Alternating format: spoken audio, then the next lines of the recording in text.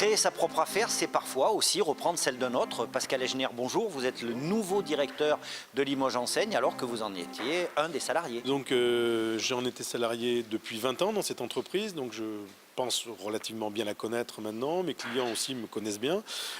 Donc ça a été un challenge pour moi de reprendre cette entreprise en tant qu'employé, de passer du statut de salarié au statut de patron. Avant de voir comment s'est passée cette reprise, éclairez-nous sur les activités de Limoges Enseigne. Tout ce qui tombe sous le vocable de signalétique.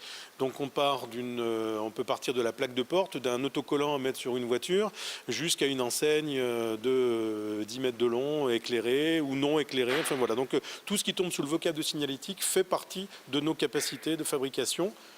On fait également donc la conception, la fabrication comme je viens de le dire, la pose et la maintenance aussi par la suite parce qu'on assure le service après-vente de nos produits. Techniquement, comment s'est passée cette reprise? Est-ce que vous avez bénéficié d'accompagnement particulier ou d'aide financière éventuellement particulière? Bénéficié de l'aide de Joël Villette, donc l'ancien patron de Limoges Enseigne, mon ancien patron, donc qui m'a bien aidé pour la reprise de cette entreprise, pour me transmettre tout ce dont j'avais besoin en tant que chef d'entreprise comme information. J'ai bénéficié aussi donc d'une aide de Réseau Entreprendre Limousin, dont je suis un lauréat, un des lauréats 2017, avec un accompagnement financier et surtout un accompagnement humain parce que j'ai un tuteur qui va m'accompagner pendant 2 ans pour justement voir ensemble les différentes la vie d'une entreprise et les différents problèmes qui pourraient éventuellement se poser à moi et comment on pourrait les résoudre ensemble. Lorsqu'on reprend une entreprise comme celle-ci, qu'est-ce qui fait qu'on parie sur la réussite? C'est de nouvelles idées ou de nouvelles idées sur les produits ou sur les façons de faire?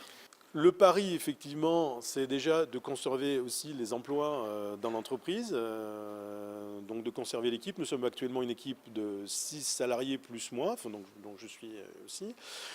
C'est de poursuivre notre savoir-faire parce que nous avons des spécificités à Limoges Enseigne Néon Centre, notamment la fabrication du néon. Nous sommes le seul atelier de néon encore en Limousin, donc on a le savoir-faire. Donc c'est quelque chose que je souhaite conserver et perdurer parce que c'est vraiment une niche de marché.